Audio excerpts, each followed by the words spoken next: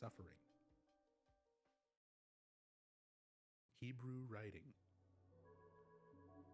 In the starting area bathroom, there is some interesting graffiti on the walls worth taking a closer look at. A strange drawing surrounded by Hebrew writing meant to be a magic spell to ensure the safe birth of a child. This drawing is actually a depiction of a demon called Lilith, with the image taken from Fred Gettings' 1988 book, Dictionary of Demons.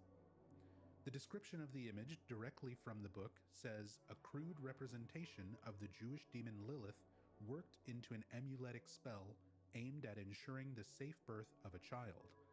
The reason why Lilith was linked with childbirth has never been satisfactorily explained, though the connection may be derived from the account of how the demon wife of Adam spawned the Lilin demons. This could be interpreted as a reference to Maria, a possibly demonic manifestation of James's wife Mary, or even foreshadowing James's own subconscious spawning the demons he's about to encounter. Pyramid Head is James. This is a theory that even has a bit of merit from creature designer Masahiro Ito himself. Because Pyramid Head is always seen with his iconic pyramid, it was unknown for the longest time if he had a face or head underneath, and the pyramid was more of a helmet or if it was his actual head. There was a misconception of this fact due to a possible mistranslation or misinterpretation from the narrator of the official making of Silent Hill 2 documentary, where the narrator describes the pyramid as being the creature's actual head.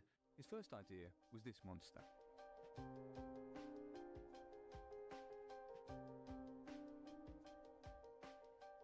Then he realised that it was nothing but a human in a mask.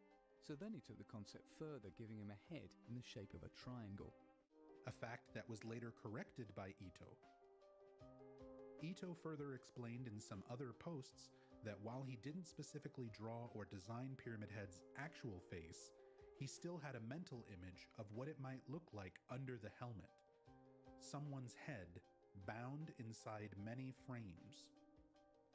When you take into consideration that Pyramid Head himself is a manifestation from James's psyche, a way for James to enact punishment upon himself for sins, one could assume that the face, bound inside those many frames underneath that helmet, might be his own.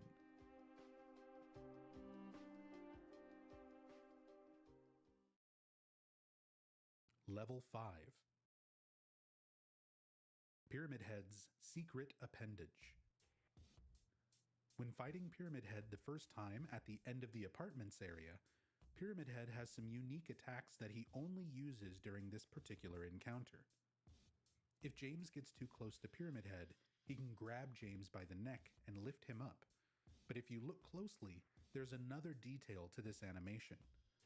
A small panel slides open on Pyramid Head's helmet, and a tentacle-like appendage extends outwards, wriggling towards James.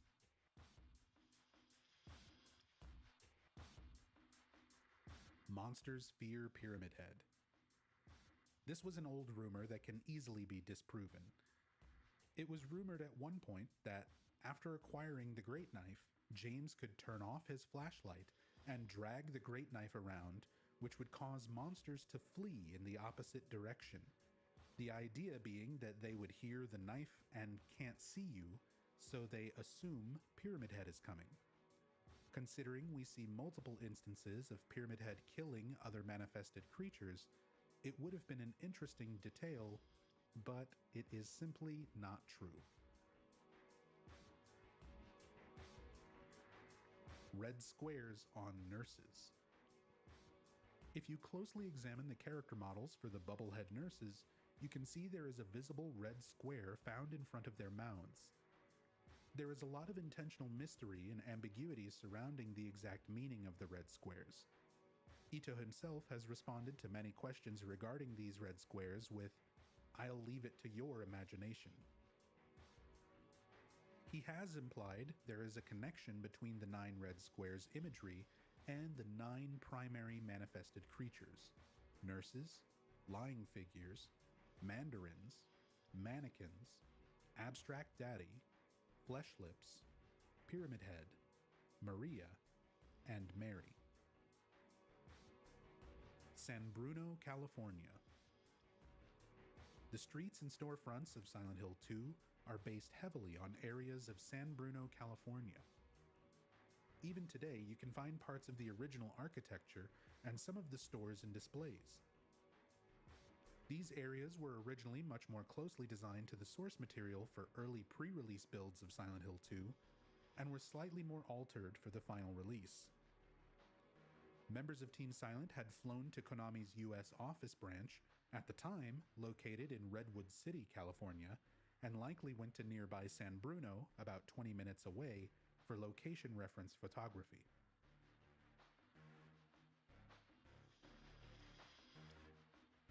Guy Seehey Conspiracy Theorist.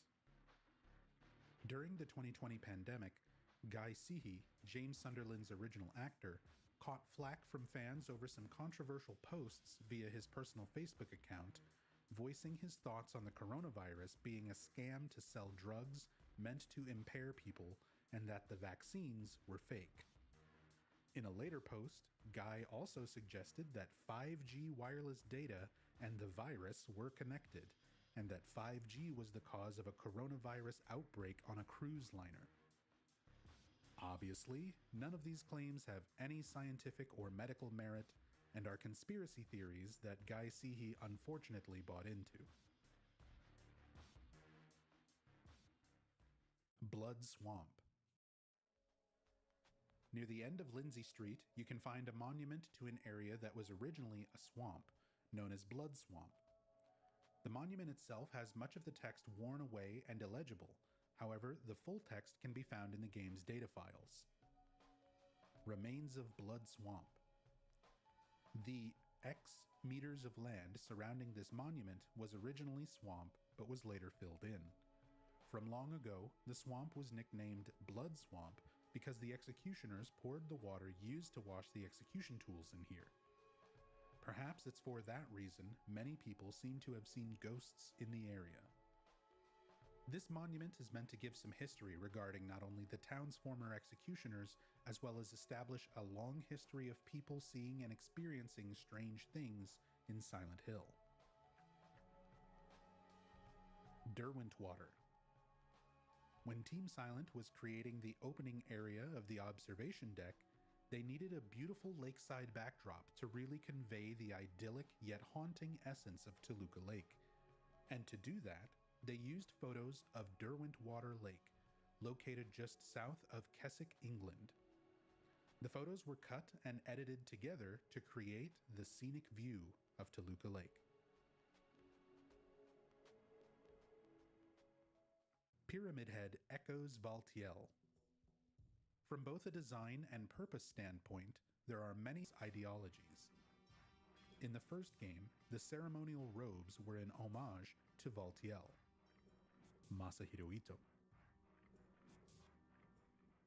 Labyrinth doesn't exist. As James progresses through the town of Silent Hill, the effect of the spiritual power on his psyche and on reality around him is constantly growing stronger. Manifestations and alterations to reality start off relatively minor, but by the time you reach the Historical Society, entire locations that haven't existed for decades, if ever, begin to manifest into reality. From outside of the Historical Society, you can clearly see the boat launch.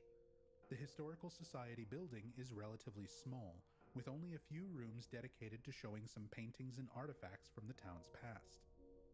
However, a large hole in the wall is discovered, leading to an impossibly long descending staircase leading to the prison and labyrinth areas.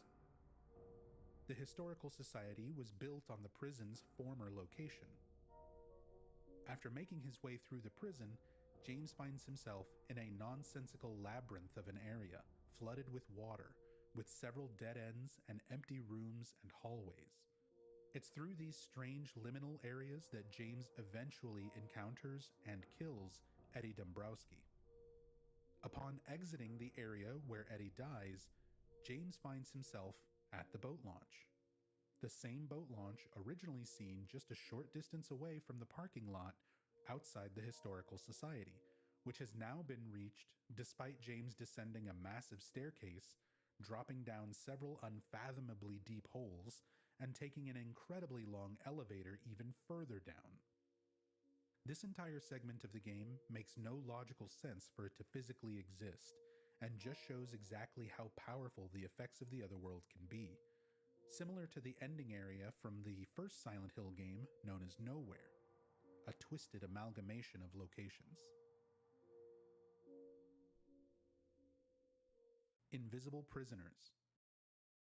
While exploring Toluca Prison, aside from the lying figures wandering around, a unique enemy can be found that, technically, isn't really an enemy.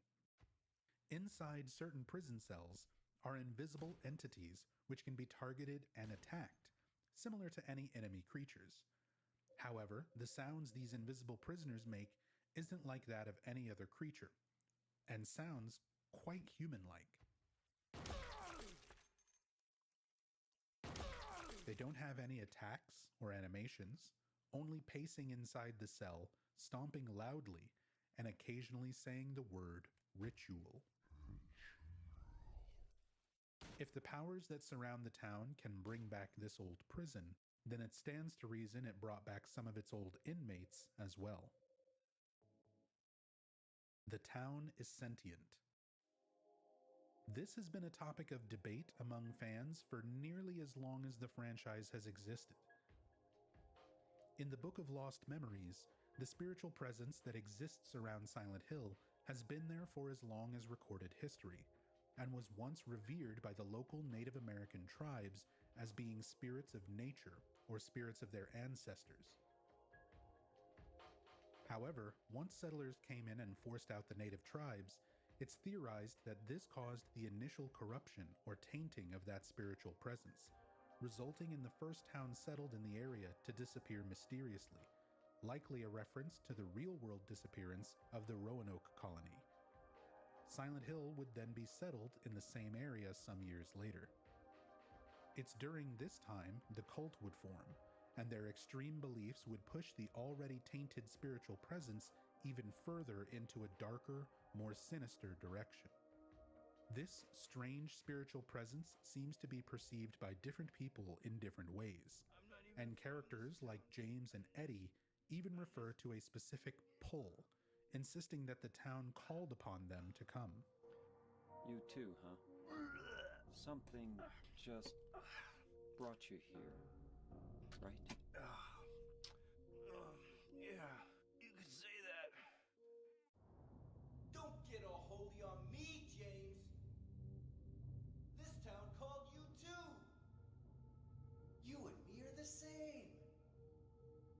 We're not like other people.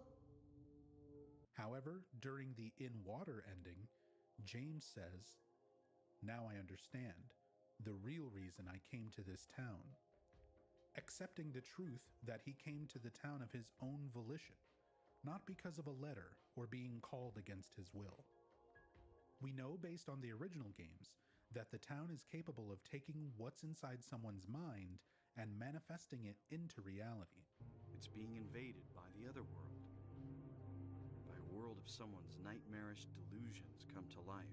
In the first game, Alessa's nightmares are manifested, but we also see examples of Dahlia's mental image of God being manifested as well. My daughter will be the mother of God. The town can make real what people subconsciously want to perceive. It is never made explicitly clear if the town itself has some sentience and chooses who it draws in and what they will experience, or if people like James and Eddie simply perceive it that way due to their own subconscious projections. Level 6. How far to Bram's? From the observation deck at the start of the game, the main road leading past town is blocked off. Above the blocked road, you can see the signs for nearby locations, like Bram's, which is described by police officer Sybil Bennett in the first game as being the next town over. I'm a police officer from Bram's, the next town over. However, The sign depicts Brams as being 265 miles away, an incredibly long distance, especially considering Silent Hill takes place in the state of Maine, which is only 210 miles wide and 320 miles long. One could infer that perhaps this was a typo, which is what the fans who created the Enhanced Edition mods for Silent Hill 2's PC port thought, since they altered this sign to show 26.5 miles instead. In the Silent Hill HD collection, the sign was altered by the Hijinks team developers to show Paleville and Old Silent Hill as being 6 miles away, and Brams being shown as 18 miles away. There is currently no official word from the original developers if this was an oversight on their part, or if it was intentional, possibly to show that reality is being distorted to make locations seem further away than they really are, to emphasize the feeling of isolation. Job passages reference Mary/Maria. On the walls of the starting area bathroom, there is some green-colored graffiti that references partial passages from the Bible. Job 10:8, "Thine hands have made me, and fashioned me together round about, yet thou dost destroy me." And Job 13:28, "And he, as a rotten thing, consumeth, as a garment that is moth-eaten." In regard to the first passage, this could be in reference to James fashioning or creating Maria through his own desires, only to destroy or cast her off in the end, not including the Maria ending, at least. For the second passage, it describes someone wasting away like something rotten, and compared to a garment that is being eaten by moths, slowly consumed over time. This could be a reflection of James himself, consumed by his guilt, or a more direct reflection of Mary, feeling that she was rotting from her illness, like an old dress being eaten by moths. The theme of moths throughout the game lends some merit to this idea as well. Silent Hill doesn't exist. This is a long-debunked fan theory suggesting that the town of Silent Hill itself may not actually exist, and that all the characters and events we see happening there are happening in some sort of purgatory, afterlife, or hell. There's much information from not only the original games, but the original developers, that this is not the case. Silent Hill was always intended to be a tourist town that physically exists, where strange things happen. There is plenty of debate from game to game if the town is still functioning as a normal tourist town, if it's abandoned, or many other thoughts and ideas on the ever-changing state of the town. But regardless of this, the town is meant to physically be there, and is not just an allegory or metaphor for hell or anything else. James can fall down stairs. James has some unique falling animations. There aren't many places to actually fall in Silent Hill 2, so it's entirely possible many people didn't know these animations exist. Not sure why something this relatively mundane is this far down on the iceberg, but there you go. James fall down. Moving on. The Spider's Thread. In Brookhaven Hospital, there is a note found that is a clue to opening the door that is painted to look like a woman with arms sticking out. She is an angel. No one knows. Only I can see the lady of the door. They cannot walk along her bridge of thread. They fall from the weight of their crimes. Like bloated and ugly corpses, their sins, she devours them. Sin and sinner alike, she saves me. She is an angel. The reference to a bridge of thread and bloated corpses matches the descriptions of the two rings needed to pass through this door, one being a copper ring engraved with a spider, and the other being a lead ring with an engraving of a bloated face. Between the spider ring, the mention of the bridge of thread, and falling from the weight of crimes, this closely resembles story elements from The Spider's Thread, which is a popular Japanese short story from 1918 written by Ryunosuke Akutagawa, originally published for Akai Tori, a children's magazine. It's the story of Shakyamuni, another name for Buddha, who while looking through a lotus-filled pond is able to see all the way to hell. Shakyamuni notices a particular sinner by the name of Kandata, a cold-hearted criminal with only one good deed to his name. He once spared a spider he was about to step on. Moved by the act of compassion, Shakyamuni lowers a single thread of spider's silk down to hell. Kandata notices the thread and begins desperately climbing with all of his strength. He becomes exhausted after climbing for some time and looks back down to see how far he has come, only to see that the other sinners from hell have started climbing up behind him. Concerned with his own well-being, Kandata yells to the others to let go, that this thread was his alone. But at that moment, the thread breaks, and all the sinners are cast back down into hell. Kandata was given the hope for salvation and then condemned himself by being more concerned with his own well-being than that of other sinners. In some ways, you could say that James was also given this chance for salvation through his experience in the town, with Angela and Eddie representing the other sinners. But it's up to your ending to determine if he succeeds and redeems himself, or descends back into his own hell. Eddie's victims are real. Over the course of the game, you can find several corpses that are meant to resemble James himself. These are meant to be the town's way of projecting his own desire for punishment and suicidal thoughts onto the reality around him. However, there are some corpses that don't follow this rule, specifically the victims of Eddie Dombrowski. When James first encounters Eddie in the apartments, a body can be found nearby in the refrigerator. Eddie is suspiciously quick to deny involvement, even without James implying that Eddie was responsible. The victim's body notably does not resemble any of the James-like corpses found around town, nor does it resemble any of the creature models either.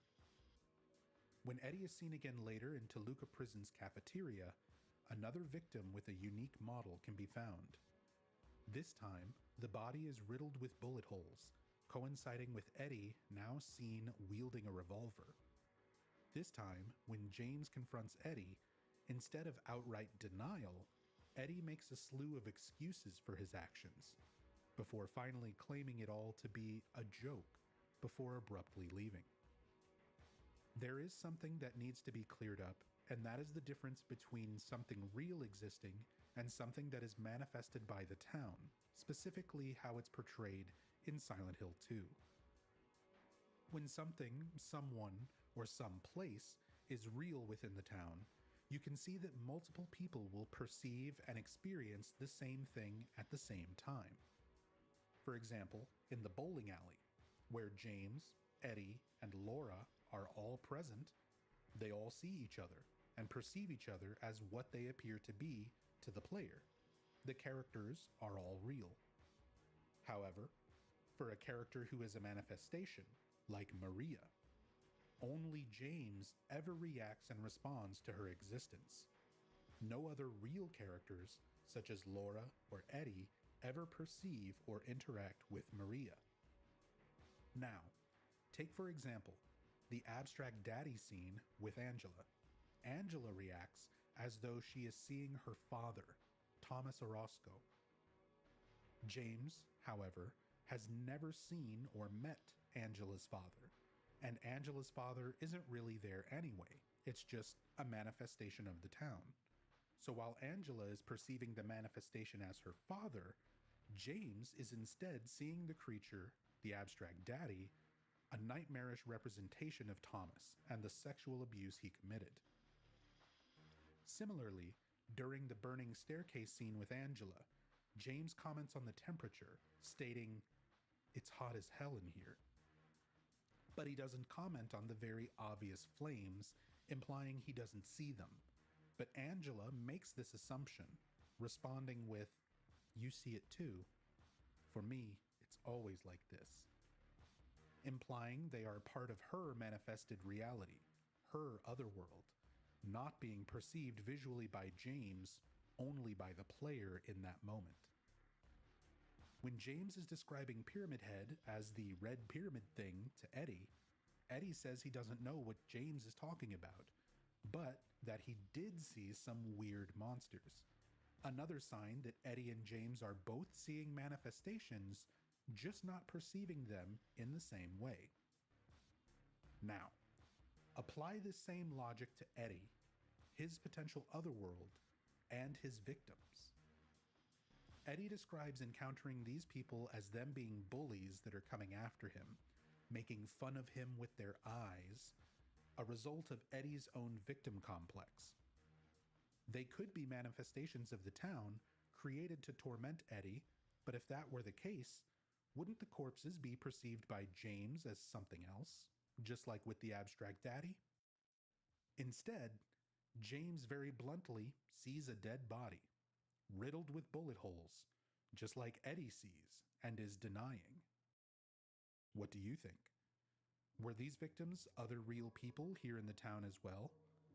Or are they just manifestations created to torment Eddie?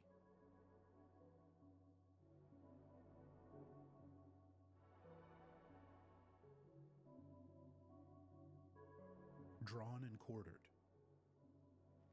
In Toluca Prison, a large courtyard area can be found where the center contains a gallows with 3 square indentations to solve a puzzle, which in turn gives you the horseshoe key item.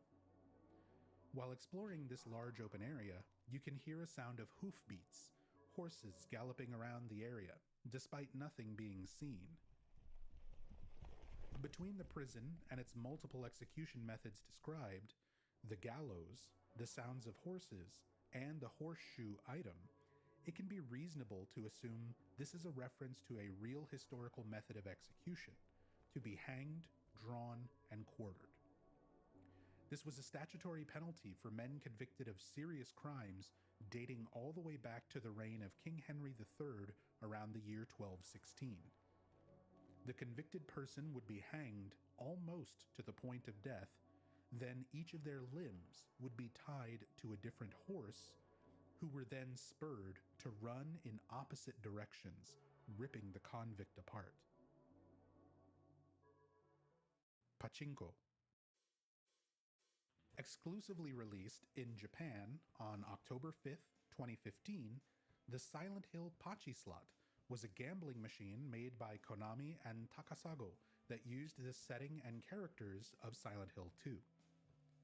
The gameplay is similar to that of most modern visual slot machines. Coins are inserted, and a button or lever is hit, causing reels to begin spinning. Depending on how the reels align, you may trigger a cutscene, enemy encounter, or other bonus events. It should be noted that while this is referred to as a Pachislot machine, a portmanteau of pachinko and slot machine, there is no pachinko element involved in the machine whatsoever. Pachinko parlors are Japan's way of skirting around particular gambling laws and usually feature pachinko machines where small silver balls are loaded into the machine, and through gameplay and random chance, more silver balls will be dispensed. These balls are then traded for prizes, which can be sold for cash at other nearby shops, getting around the Japanese gambling laws as no direct cash winnings are taken from the pachinko parlor itself. The Silent Hill 2 Pachislot, despite its name, is essentially just a standard slot machine. There are many changes made to this adaptation, including entirely new visuals, character models, new enemy types, and very different story changes, such as Laura and James exploring the town together to find a functioning bar where James can stop in and order a drink, or James escaping via speedboat after triumphantly defeating a boss. Angela Orozco's character seems to be completely omitted from the Pachi slot, as she's not shown in the character profile pages or cutscenes at all. There's a lot more to the Silent Hill Pachi slot than what I can realistically go into here, but if you'd like to know even more details, I highly recommend this video from Silent Hill megafan and collector Whitney Chavis, aka Kemi Rowe, who owns one of these Pachi slot machines and did a very thorough overview of it on her channel. Level 7. Softlock possible in well. This is typically only possible in the PC version of Silent Hill 2, as it uses very specific glitches that are often utilized for speedruns. When speedrunning Silent Hill 2, there are several glitches revolving around the use of the quick save feature that is unique to the PC port, allowing you to save almost anywhere. Quick saving, while there is text on the screen, causes the game to not properly load in various things, including invisible walls and barriers and cutscene triggers. Using this quick save glitch, you can actually skip fighting the first lying figure, which means you never pick up the wooden plank, the only melee weapon in the game that you are normally forced to pick up. All of the other melee weapons, such as the chainsaw or steel pipe, are optional. At one point, when descending into the labyrinth below the Historical Society, James finds himself at the bottom of a deep well. The only way out of this well is to find a spot on the brick walls that is different from the others, as noted by the change in dialogue when examining the spot, and then breaking through the wall using a melee weapon. However, using the previously mentioned glitches and not picking up any melee weapons means that it's possible to reach this point in the well with no melee weapon of any kind, making it impossible to escape. Maybe we should refer to this as the ring ending. James stares at the player. This was a fan theory that comes from this 2020 post on Reddit's r/gaming details, where the original poster shared this image and text. In Silent Hill 2, the intro scene shows the protagonist James looking into a mirror. Increasing the brightness shows he is not actually looking at his reflection, but rather directly at the camera. This is not noticeable in-game due to shadow, but suggests James is gazing at us as the player. On October 22nd, 2022, artist Masahiro Ito, after being asked numerous times about this, begrudgingly posted his response. So, many people have asked me, but it's a headcanon. James doesn't look at the player. Yet another example that, despite all of the depth and detail of the Silent Hill games, not everything is meant to be overanalyzed. Anyway, back to overanalyzing. UFO ending true canon. There have been many fan theories and even various different official statements on which endings of the games are considered canonical. If you view canon as being the endings that make the most sense as a continuous story from game to game with the fewest number of plot holes possible, then the most likely canonical endings are the UFO endings. In Silent Hill 1, Harry Mason uses a channeling stone to contact aliens which arrive and abduct him. This story point carries forward into Silent Hill 2, where Harry is now working with the aliens and together they abduct James Sunderland after James contacts them using a blue gem that resembles the channeling stone from the first game. In Silent Hill 3, Heather arrives home to the apartment where she and Harry live, only to find Harry, James, and the aliens are already there. Heather describes the day she has had up to that point, which causes Harry to want to go to Silent Hill and bust some heads. The UFOs are then seen arriving in the town of Silent Hill and blowing it up.